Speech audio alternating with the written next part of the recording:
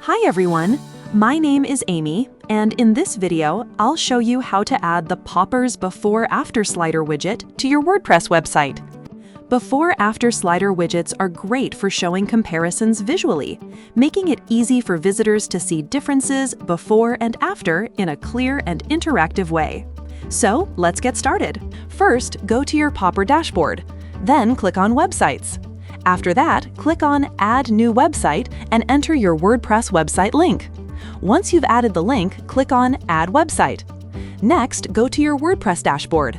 In the Plugins section, search for the Popper plugin, then install and activate it. After activation, click on Popper from the left sidebar. Then check your email and click on Save Account Email. Now go to your Popper dashboard. Once you're there, click on Widgets, and after that, click Create New Widget. Now search for Before-After Slider and open the widget. After that, choose a layout according to your preference. Once the layout is selected, the widget editor will open. On the right side, you'll see the preview, and on the left side, you'll see the settings panel. In the Content tab, you can upload before and after images. You can also change their labels and enable or disable them. Next, go to the Templates tab, where you can select different templates.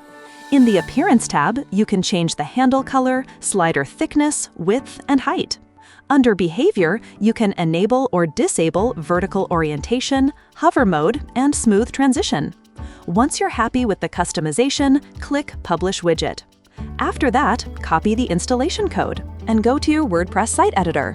Now add a custom HTML block, paste the code inside it, and save your changes. Once your website is live, refresh the page, and your widget will appear successfully. That's it for this video. I'll see you in the next one.